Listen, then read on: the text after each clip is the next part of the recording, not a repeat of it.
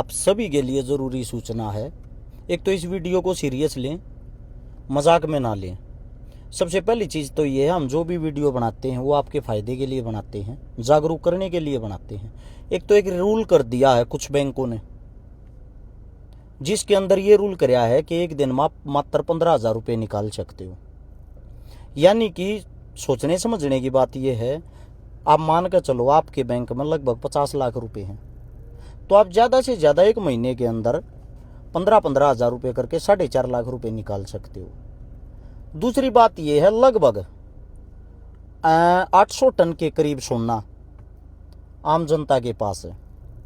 जो 800 टन सोना है हमारी माताओं बहनों के पास, वो कुछ सोना ऐसा है जो गिरवी रखा हुआ है बैंकों में। मेरी आप सबसे विनती है, अपनी हर चीज़ पे काबू और कंट्रोल रखोगे तो काफ़ी अच्छा रहेगा। पता नहीं लगेगा कब आपकी कौन सी चीज़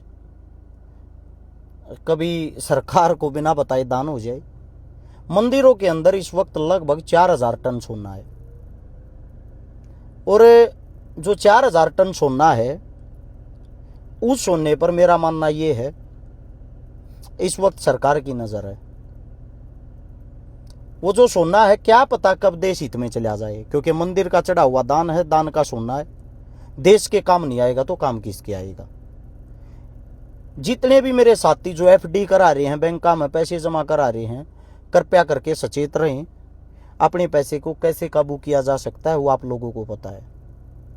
और मैं एक बात सरकार को कहना चाहता हूं, जितने भी भारत के नेता मंत्री, उन सभी को कहना चाहता हूं, भाई देश हित को अब इस टाइम पे देशभक्ति का अगर प्रमाण देना है, जितने भी एमपी, एमएलए, मंत्री, मुख्यमंत्री, प्रधानमंत्री, राष्ट्रपति सब हैं, उन सब से मेरी एक गुजारिश है, पहल अपने से करो।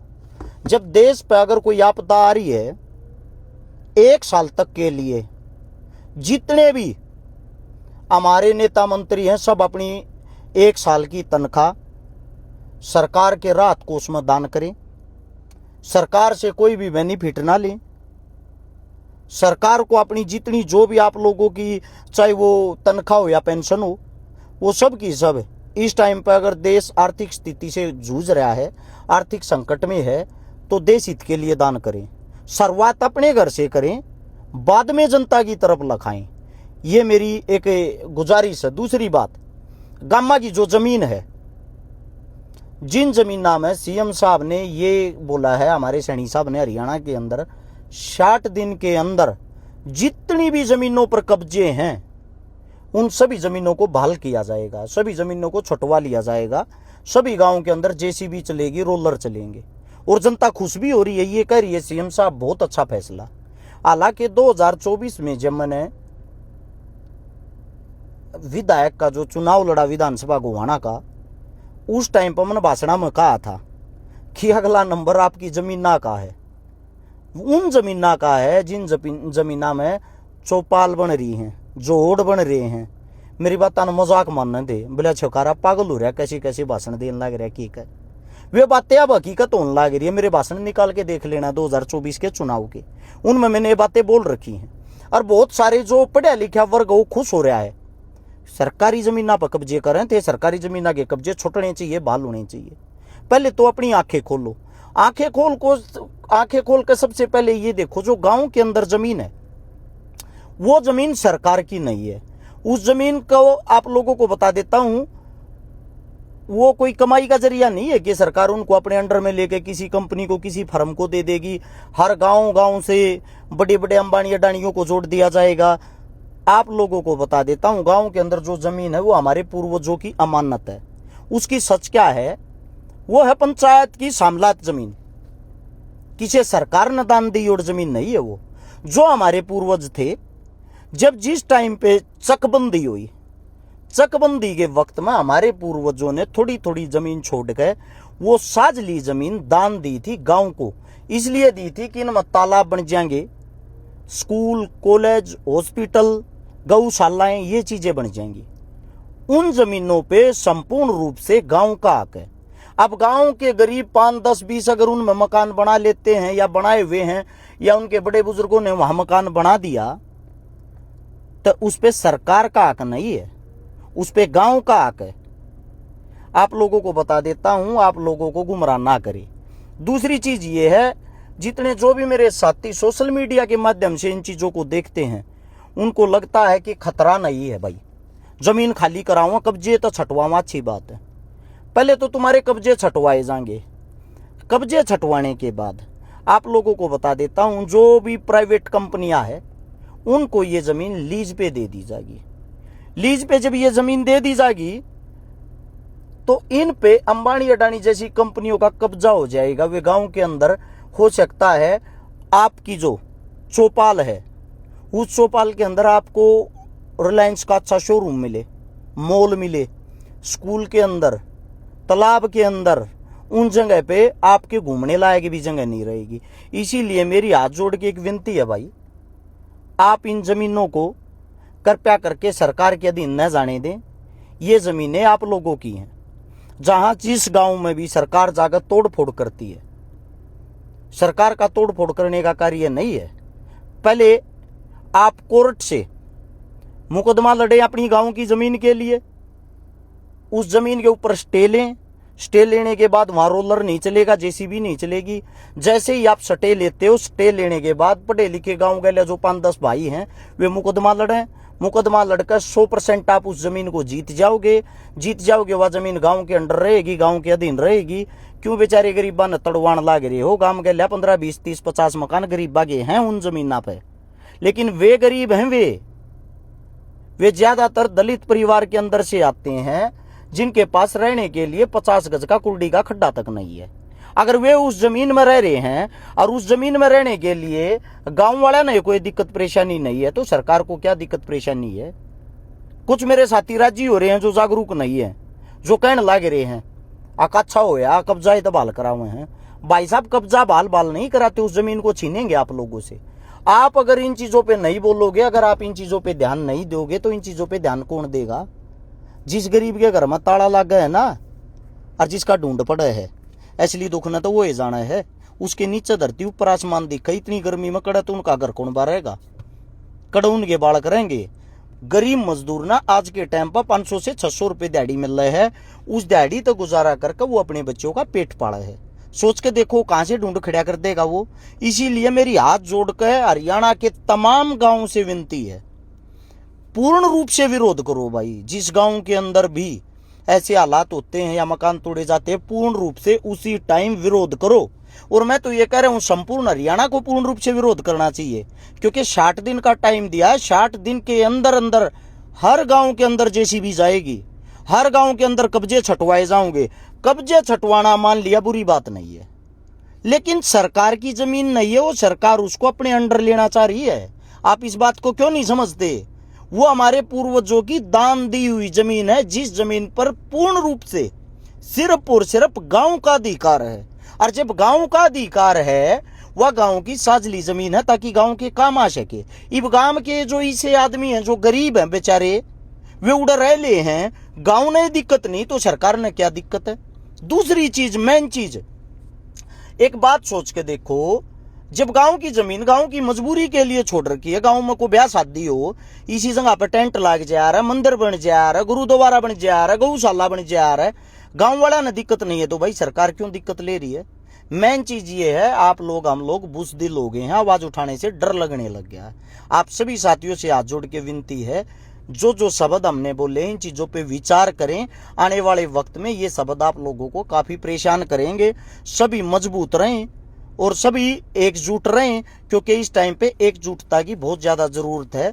क्योंकि जो हमारे देश का प्रधानमंत्री साहब है, जो ये कहा करता मेरे को 6 महीने दे दो, मेरे को 5 साल दे दो, मेरे को 1 साल दे दो, मैं ये कर दूंगा, मैं वो कर दूंगा, मैं गरीबी भगा दूंगा, वही इंसान आज के टाइम ये कहने लग रहा है, 14 से 26 साल या 12 साल के बाद भी ये कहने लग रहा है, आपदा आपके बाहर पैर पसारे हुए है, किसी भी टाइम आ सकती है, सब न आपदा से एक साथ होके लड़ना है। कुछ लोग का ये स्कैंडल है, समझ में नहीं आ रहा। जैसे पेट्रोल की बात कर लिया, पेट्रोल डीजल की, पेट्रोल डीजल एक हफ्ते के अंदर दोबारा से और बढ़ा दिया, 90 पैसे, 70 पैसे, 80 पैसे करके दूसरे तीसरे दिन बढ़ा दें। वो बढ़ा हुआ रेट आपको दिखता नहीं है, मीडिया आवाज नहीं उठाती है, क्योंकि मीडिया इनके पास एक पट्टा पैर के गुलाम हो रखी है। अब जो तेल बढ़ता है उसका कारण मैं आप लोगों को बताता हूं। हमारे यहाँ तो तेल बढ़ रहा है, तेल बढ़ कर सरकार उसकी पूर्ति कर रही है। जो अभी अभी ये 5 चुनाव लड़े हैं, 5 चुनाव में जो खर्चा हुआ है सरकार उन चीजों को पूरा कर रही है। सोचने समझने की बात यह है, अभी 1 महीना पहले चुनाव प्रचार के दौरान रैलियों में यही हमारे देश का प्रधानमंत्री साहब ये कह रहा था चिल्ला चिल्ला के, देश के अंदर गैस पेट्रोल डीजल की कोई कमी नहीं है। वही जहां जहां चुनाव थे वहीं एक बिगुल फूंका जाता था कि आप लोगों को हर महीने सरकार की तरफ से एक सिलेंडर मिलेगा। यहां तक अमित शाह ने तो इतनी बड़ी बड़ी बातें भी कही थी, असम के अंदर हर घर के अंदर भैंस देंगे, गाय देंगे, डेयरी करवाएंगे। लेकिन वे बातें चुनाव तक ही चुनावी मुद्दा रहती है और जनता इतनी भोली है बेचारी, पता नहीं इतने जल्दी कैसे भूल जाती इन चीजों को। जब 1 महीना पहले गैस पेट्रोल डीजल की कमी नहीं थी चुनाव से पहले, अब अचानक से वो कमी कैसे होगी? हालांकि इसका सबसे ज्यादा बेनिफिट उठा रहा है प्रधानमंत्री साहब का मित्र दोस्त अडानी, क्योंकि अडानी डायरेक्ट रसिया से पेट्रोल और डीजल ले रहा है, उसको सप्लाई करके वो बेच रहा है। ये जो ड्यूटी टैक्स बढ़ाया जा रहा है इस टाइम पे, बार बार तेल के रेट बढ़ाए जा रहे हैं, उसका सीधा सीधा बेनिफिट अगर किसी को हो रहा है तो अडानी साहब को हो रहा है। कमी दिखाई जा रही है, कमी दिखा के ये बढ़ाए जा रहे हैं। दूसरी बात, एक चीज पे जोर दे दिया है बहुत ज्यादा कि डीजल और पेट्रोल की जो गाड़ियां हैं इनका प्रयोग ना करो। हमारी कई मुख्यमंत्री भी, कई MP MLA भी एक चीज का प्रचार कर रहे हैं कि बिजली वाली गाड़ी लाओ, बिजली वाली इलेक्ट्रॉनिक कार लेके आओ। सपोज करो इनकी बातों में आके अब आप इलेक्ट्रॉनिक कार ले आए। जब आप इलेक्ट्रॉनिक कार लेने के लिए जाओगे मार्केट में दोबारा से पैसा आ जाएगा सरकार के पास, कंपनियों के पास जाएगा, कंपनियों से सरकार के पास जाएगा। इलेक्ट्रॉनिक कार, इनकी बातें मानकर मान लो हर दूसरा तीसरा इंसान इलेक्ट्रॉनिक कार ले आया। अब इलेक्ट्रॉनिक कार को भी चार्ज करने के लिए बिजली की जरूरत पड़ेगी। बिजली की जरूरत पूरी करने के लिए सोलर सिस्टम और ज्यादा लगाने पड़ेंगे। अब सोलर प्लांट और ज्यादा लगाने पड़ेंगे तो उसके कारण हमारे यहाँ पे गर्मी और ज्यादा बढ़ेगी। गर्मी और ज्यादा बढ़ने के कारण हम वैसे ही तबाह होने वाले हैं। अब की बार गर्मी का भी ये बताया जा रहा है कि टेम्परेचर 55 तक जा सकता है। मतलब जो भी चीजें आप लेके आते हो, नॉर्मली बात हो, उसके इफेक्ट तो होते ही होते हैं। अगर उसका बेनिफिट होता है इफेक्ट भी होते हैं। दूसरी बात, हर घर के अंदर डीजल और पेट्रोल की गाड़ी तो है, अब एक गाड़ी करवा देंगे ये इलेक्ट्रॉनिक भी। इलेक्ट्रॉनिक गाड़ी जैसे आप लोगे उसके बाद हो सकता है ये कोई नया रूल ले आए, उसके बाद ये कोई नई बात ले आए। सोचने की बात ये है, यानी कि सरकार आपको जैसे जैसे घुमा रही है, आप सरकार के तरीकों से चल रहे हो। सरकार ने विरोध करवाना है तो सरकार आपको एक बोटी फेंक देती है, आप उसके पीछे लगे रहते हो। आज तक सरकार का कोई तोड़ हम ढूंढ नहीं पाए हैं। हमारा काम सिर्फ क्रिया की प्रतिक्रिया देना है। वे हमें नचा रहे हैं, हम नाचते जा रहे हैं। इन बातों को जिस दिन समझ जाओगे उस दिन कामयाब हो जाओगे। जो मेरे भाई जो अब भी अंधभगत बने बैठे उनको इतना ही कहना चाहूंगा, ये इस वक्त आंखें खोलने का समय है। जब एक प्रधानमंत्री ये कहने लग रहा है स्थिति बहुत भयंकर हो रही है, अगर कंट्रोल नहीं किया हम सब फंसेंगे। सबसे बड़ा सवाल ये है, ये स्थिति पैदा करने वाला है कौन? स्थिति पैदा करने वाला है हमारे देश का राजा साहब। हमारे देश के जितने भी ये सरकार है उनकी ऐश अमीरी, आराम, मौज मस्ती, इन्होंने देश का भट्ठा गोल कर दिया। सबसे ज्यादा नुकसान हुआ है चुनावों के कारण। चुनाव में जो एक चुनाव जीतने के लिए जो शाम दाम दंड भेद इतना पैसा लगा दिया जाता है, जैसे कि बांग्लादेश में एक वो मुस्लिम था, नाम तो मेरे दिमाग में नहीं है, जिन्होंने ये कहा था यहाँ भी बाबरी मस्जिद बनाएंगे बंगाल के अंदर। उस मुस्लिम को स्वयं उसकी वीडियो वायरल हुई थी, 1000 करोड़ रुपए ये भाषण देने के लिए स्पेशल दिए गए थे। अब आप एक बात सोच के देखो, एक स्पीच के लिए एक आदमी को 1000 करोड़ रुपया दे दिया जाता है चुनाव जीतने के लिए। जितने पत्रकार उनको खरीदने के लिए कितने पैसे दिए होंगे, जितनी मीडिया है उनको खरीदने के लिए कितने पैसे दिए जाते होंगे, जितने भी विपक्षी जो नेता मंत्री हैं उनको खरीदने के लिए कितने पैसे दिए जाते होंगे। अब आप ये सोच के देखो, आपकी और हमारी सोच से काफी परे ये चीजें हैं कि इतना जो पैसा होता है वो खाली चुनाव में उपयोग होता है। देश जाओ भाड़ में, देश का भट्ठा काल बैठता आज बैठ जाओ, कोई मतलब नहीं। अगर आप इनकी वो देखोगे व्हाइट मनी, एक एक नेता मंत्री की 50-50 हजार करोड़ रुपए, 80,000 करोड़ रुपए, 90,000 करोड़ रुपए, ये ऐसे ऐसे इनके पास हैं। दो ना भाई कुर्बानी, देश को जरूरत है ऐसे ऐसे नेताओं की जिनके 80-80 हजार करोड़ रुपए खुद सरकार बताती है, सरकार ने घोषणा कर रखी है। बंगाल का जो अब सीएम साहब बताया 80,000 करोड़ रुपए का घोटाला बताया था इसका।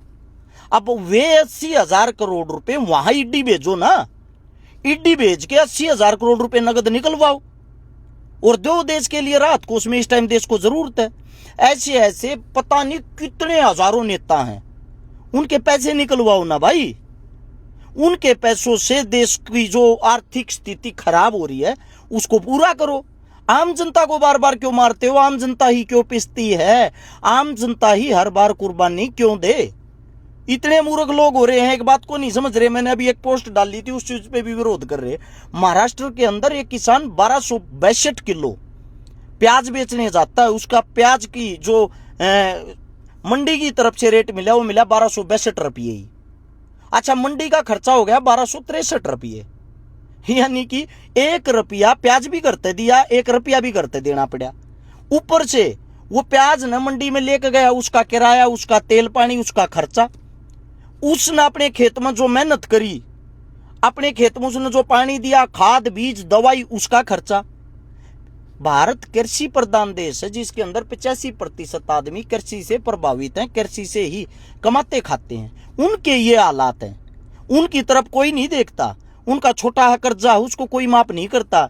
यहाँ बड़े बड़े अंबानी अडानियों के कर्जे माफ कर दिए जाते हैं।